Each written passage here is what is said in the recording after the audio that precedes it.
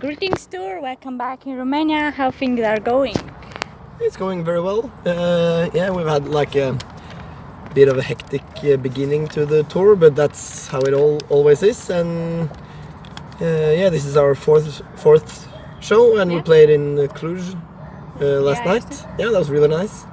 It's nice to be able to play, like to see that we can actually play more and more shows in Romania. It's a nice evolution, I think. Yeah, you have been here in August, I think, to Armenia in Sibiu, if I'm not wrong. So yeah, that's right. And we were actually planned to play one more show in Romania on this run, but I don't really know what happened, and something got moved around. But yeah, so we're supposed to play 3 shows. Now it's 2. It's still more than 1, so that's I like that. Oh, I see. So yeah, you have embarked in this new tour, a September tour. So I hope everything is going fine. Yeah. It's like as I said, it's like all tours has some like hiccups to begin with, and just everyone getting used to how things are rigging up and everything. But now, like yesterday, we had a very good day where we could more systemize things, and so now today has been a lot better, and finally it's gonna stay that way. Yeah. Well, it's already 1 year since the release of Malina. So tell me, how is the public still responding to the songs live and also still on social media? We actually see still a very big enthusiasm about that album. I think the last year or two it's been a very big increase in the interest around the band, and especially in like social medias, like fan groups in different areas. And it's nice to just like every now and then look pop by and see what people are talking about, and it's really cool to see that it's so many like opinions and discussions going on several things. And we kind of also made a bit of a thing out of the fact that we're changing the set lists every day, which everyone is like discussing every day, and kind of the fact that we are doing that and seeing the response they give, it kind of gives me the confidence that it's the right thing to do, because someone is like, oh, you didn't play that song, and like, oh, this wasn't my kind of set list, while others are like, wow, this is the best set list, I wish I was there. And so it kind of shows that there's no like one set list that would be the best for everyone, even though we might have one set list that would be our ideal set list. But then people have so many different wishes and preferences. So I think it's a very good thing, and for people to like have a bit of like an excitement to what will we do next, and also for ourselves, because it's definitely a bit more challenging for us, since we have to suddenly play this song after that song. And yesterday was like the perfect example of the strangest set list I've ever done. It was so many strange guitar like transitions and tunings, and I just barely did it, but it kind of gives you an extra energy, instead of going into the same pattern. But let's talk about a bit Malina. So I'm guessing this is a woman's name. So what is the story behind it? From what I've heard after we released Malina, it's so many things. It's as you say, it's like a name, but it's also something called. Someone told me like everyone that introduced me informs me of some new meaning that it has for someone. It's like a nickname for something sweet or something in some languages. But the reason behind our like use of it is the word for raspberry in like a lot of Slavic languages, and it was inspired by this old woman that was selling raspberries in Georgia. Not the state in the US, but in the country, Georgia. Because I saw someone just wrote like, I heard it was from the state Georgia. No, it was not the state Georgia, it was from the country Georgia. We were there, and I think Einar saw this old woman that really made an impression on him. She was like very tired and like struggling to make ends meet, and then and the only thing she was saying, she was like shouting out Malina, Malina, Malina, because she was selling raspberries. If I said strawberries, I meant raspberries. I don't remember. yeah, and so kind of the song is about the like the feelings that kind of came when thinking of that old woman selling those raspberries. And then we realized like, hey, that's actually a cool name for the album as well. And it's everyone we meet usually says like, hey, that means raspberry in my language. There's very many people that think it means something else, but we are very aware of that it means raspberry. Yeah, but do you agree with me that Malina has a softer sound than the previous album, The Congregation?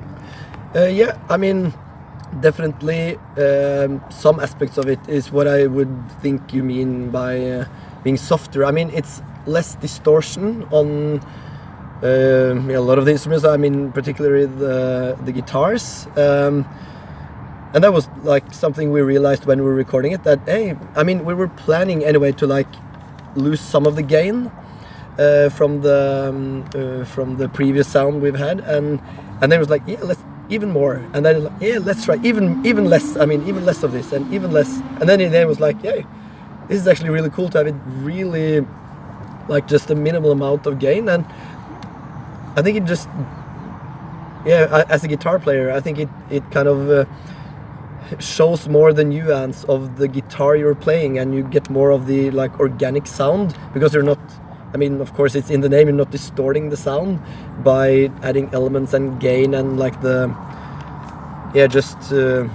too much gain could of course have its effect on some things, but yeah, it definitely gives it a more mellow sound. And also we recorded more of the instruments live, and also with the cello and with like so many more organic sounds and like analog synths and like a real Rhodes, not like just a sample thing. And I think it's like maybe a softer, more like a rock sound, more rather than a metal sound maybe, but still it was kind of, a lot of the songs were made with the thought of having a bit more gain, like Mirage, like some heavy parts, and it was actually pretty cool when we tried, well, this is actually pretty cool also with a lot less gain. And so I kind of agree. And also on our live shows now, we kind of took the sound we made with Malina, and now we kind of interpret the previous songs as well in kind of the same sound in many ways. Like especially for me as a guitarist, I have a lot of the same like amounts of gain and the same sounds on the like Congregation and Cole and the previous albums that I have on the Malina songs. So, and I think it's, I mean to me it's interesting because it's changing a bit, and I think it sounds better. But of course that's a matter of taste, of course. You have mentioned earlier about the cello. So on the previous tour you had in spring, if I'm not wrong, you have with you live a cellist. So who is him, and how was to work with him? The cellist is Raphael. His full name is Raphael Weinroth Brown. He's Canadian, and we actually met him when we were touring the States and Canada in 2016.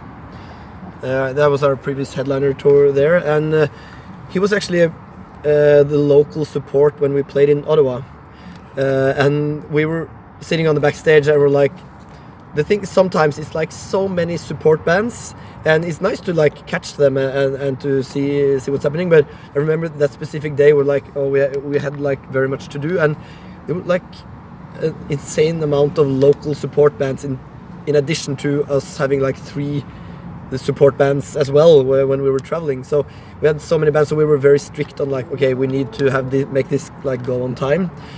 So we actually went down to just like, okay, we need to make sure that this local band finishes on time, like almost like, okay, we need to tell him to stop. But then when we went down, it was like so awesome the thing he did, because he was supposed to play with his girlfriend, but then I think she was sick, and so he just played solo, just played the cello, and it was like really cool. And you could see all those like prog metal heads just like really into it and like headbanging, and it was really cool with just the cello. And and because we had already been talking about that we were having some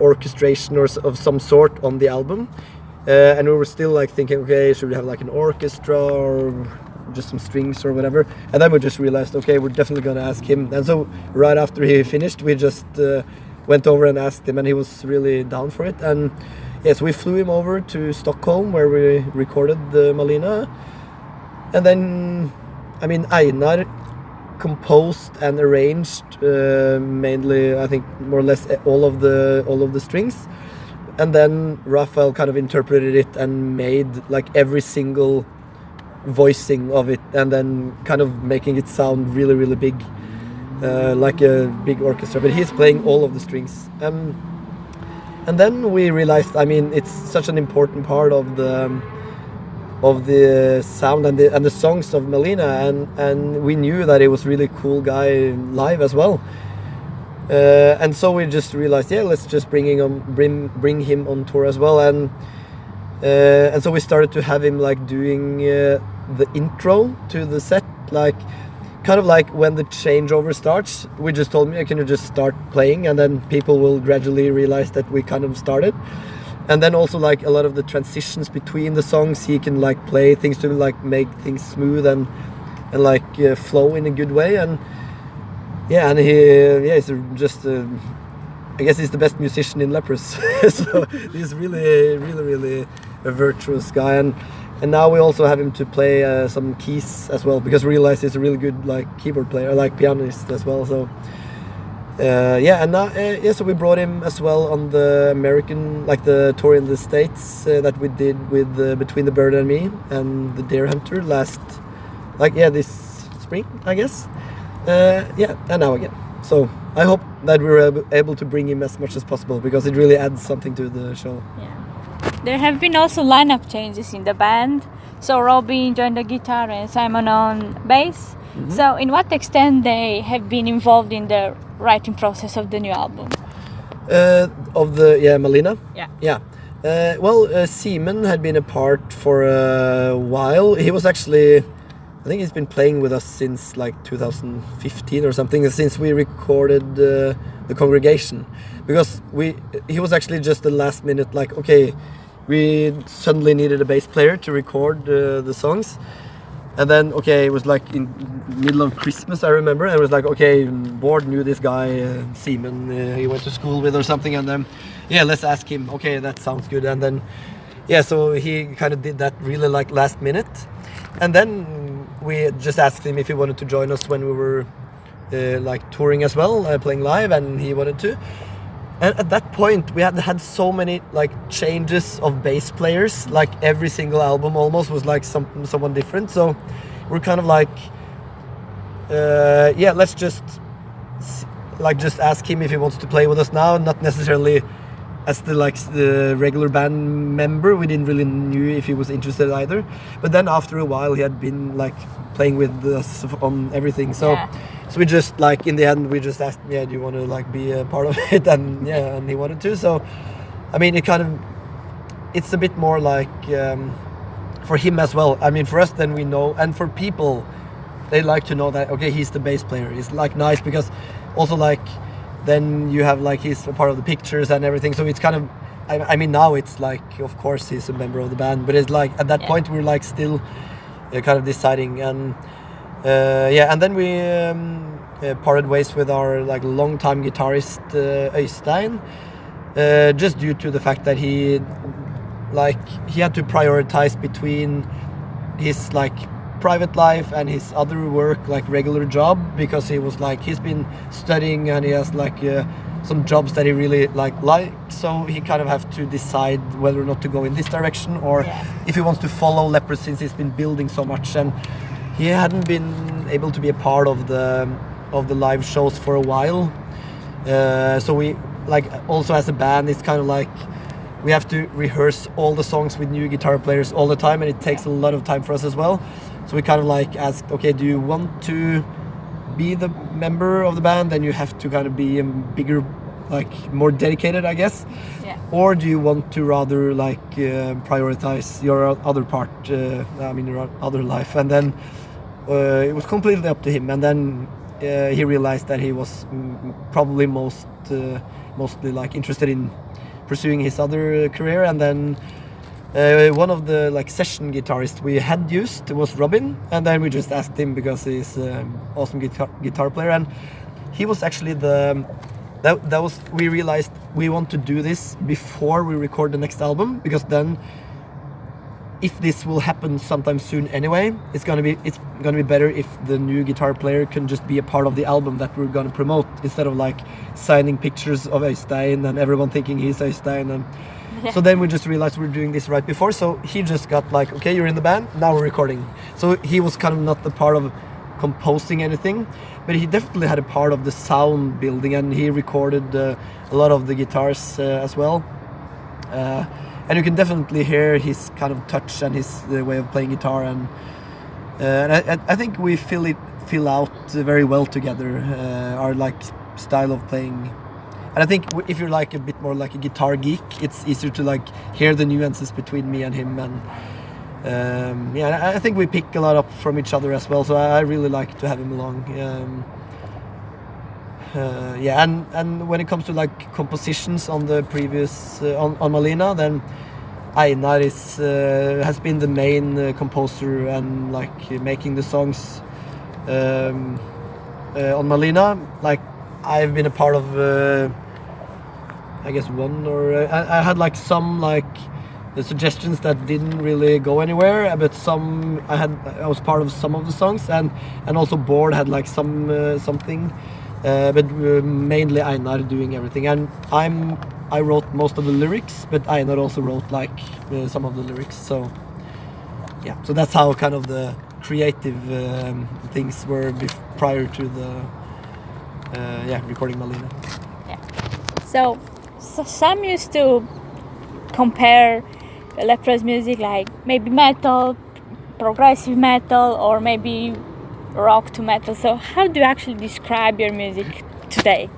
Yeah, I think it's really difficult to say, and I think especially if you go to several of our shows and we have like, if you have one of our more mellow set lists, no one would claim that it's metal, because I mean the only reason you would say that it's metal is because we kind of started out as a metal band, and whenever a metal band plays like a soft song, then you would still call it metal, even though it's got nothing to do with like the metal genre. I don't really know. It's just because it's a metal band playing it. And it's kind of the way when you have started out as a metal band, it's kind of impossible to not be seen as a metal band anymore. Not that I have a problem being that, but I think it's very difficult to say like we're in this genre. But I'm usually saying like we're kind of progressive metal rock, kind of like a new direction to the like traditional. We're not like traditional prog rock, and we're not traditional prog metal either, but we definitely have a lot of influences from both those genres.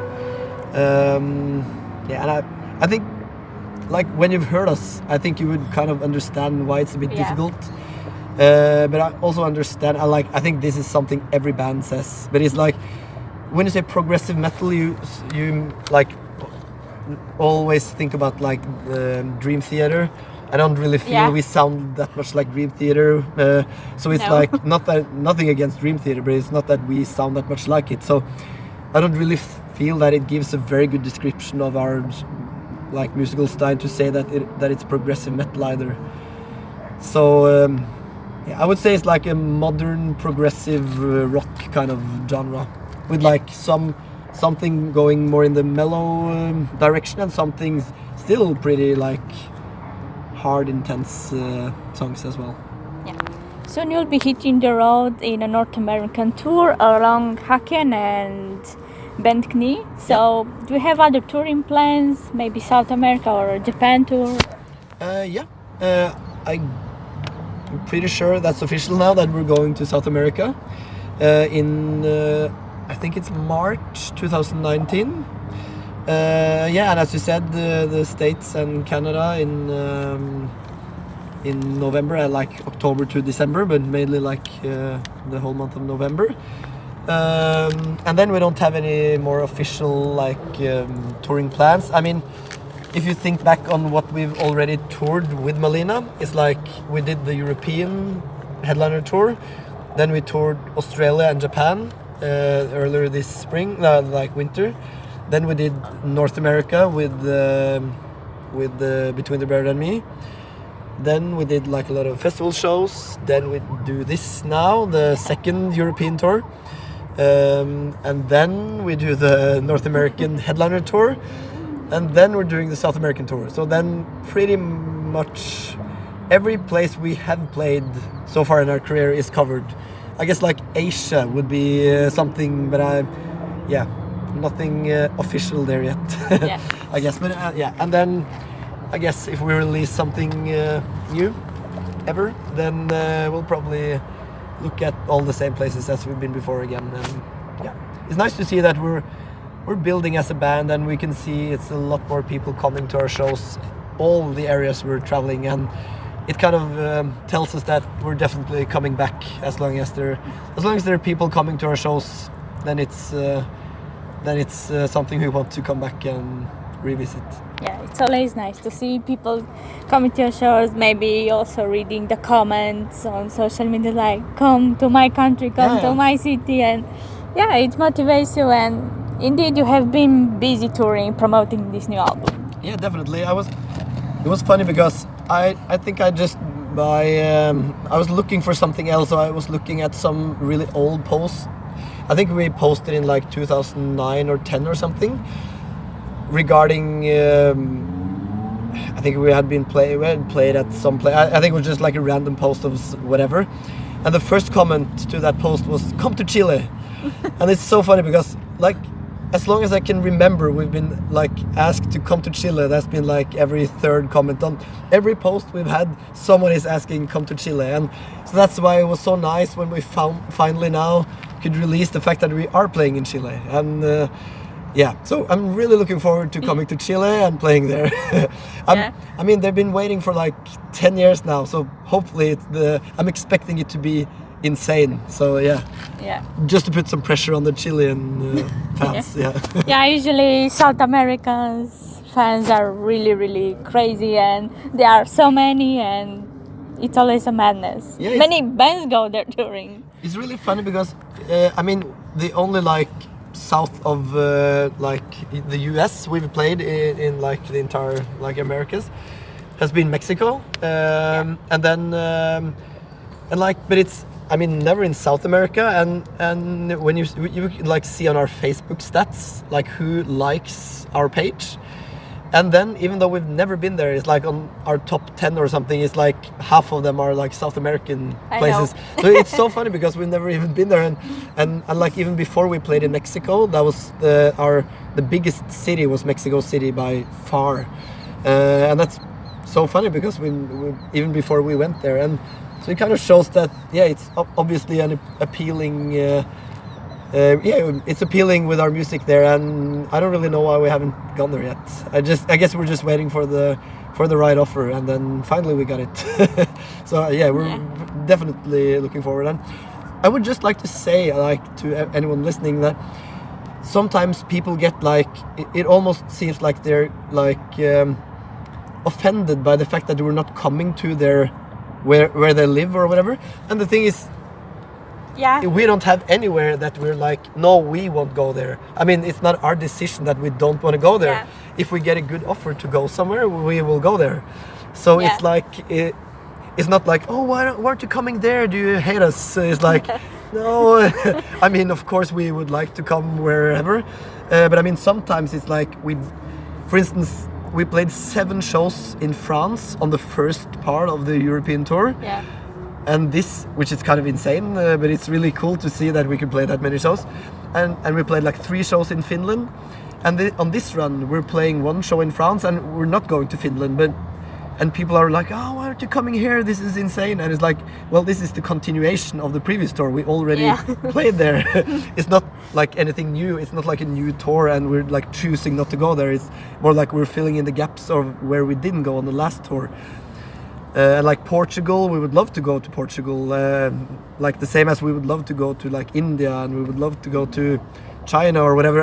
But it's like whenever the right offer comes at the right time, then we will definitely go there to play. Yeah, this is what most people and, let's say, fans don't understand, that it's not about you as the band, as it's about the booking promoters. If aren't around, of course, no one to book you. We can just go to a place and like, hey, why aren't anyone here to see us play? We need kind of like a promoter there to book the show and to promote the show and to rent some place. And yeah, so that's kind of, if anyone wants us to play somewhere, then that's the way to go. Like, not through us. We're never like, no, we're not going there, like, on principle. And also, like, it's also sometimes like taken into the considerations, like politics in countries. Yeah, you shouldn't go to that country because those are like that and the government is like this. But we're more like, of course there are countries that has policies that we aren't fond of at all. But that doesn't mean that all the people living in that country has the same view of anything. And as long as it's not the official government that is coming, like, making us go there to play on their like inauguration speech or whatever it's called, and like, it's not that we're backing up the government in the country. We're just going there to play for whoever likes our music in that country. And in any country where you have like some politicians that are like not doing anything that I'm fond of, then you usually also have the opposition. And if you're going to play for those people, then you have to go to the country where they live, and they live in the same country as the politics are being made. So it's kind of like, we don't make like political stands by not going to certain countries. That's like, because that would affect every single person living in the country, kind of. So that's kind of my view on, like, not kind of mixing music for people in general with the country's general policies. It's kind of like, it's not, especially, it's not always a link between the two, I guess. I think you aren't that band in that category, having a problem playing somewhere. Nowadays, if you have seen, usually most black metal bands are being banned because they're Nazi, paganism and so on. So you don't promote such thing, or at least you won't have a problem with that. I think kind of the US is kind of a very good example of, if you're like, it's not that I mean, if you have to agree with every policy that the US is doing to go there, I think many bands wouldn't go there, but it doesn't mean that there's no audience in the US that would kind of be not agreeing with that, and that, I mean, that shouldn't like affect those people just because they might not agree with what their politicians are doing. And it's kind of like, so I think that's a good like picture of showing how this could be interpreted in very many ways. I think if you have to go like dive deep into the policies of every country we're playing, then you would do a lot. There's already a lot of things that is apart from the creative things by being a musician, so doing that as well would be a bit exhausting, and I guess you wouldn't have time to play anything. So but you get used with these things anyway. Definitely. So what are other plans in your mind next? Maybe have you thought about a new album already? We always like have some plans. You never really know when things are gonna happen, but I mean, looking back on our previous releases, it's been like, we released an album in 2009, 2011, 2013, 2015, live album in 16, and then another album in 2017. So it's kind of like in the, like, if you see it like that, you could expect something in 2019. I won't say for sure that it's going to be something released in 2019, but of course we kind of like, we've already like thought about some new material, and if we see that we're able to record something in that time frame, we don't have any like restrictions on how long we have to wait until we're doing it anyway. So I guess when any like, as of course it's kind of like we will anyway wait with any like until we have any official like statement of whatever. But I mean, our plan is of course to continue doing what we've done, and so the next thing, I mean, the latest thing we have planned is the South American tour in the spring of 2019, And I would be surprised if we didn't do a lot more also after that in 2019. So just wait and see, and then you'll probably hear some more news coming. Was nice talking with you, Tor. Can't wait to see you performing. It's my first time seeing you tonight. Oh. Cheers from Antichrist Metal Zine. Well, you're welcome.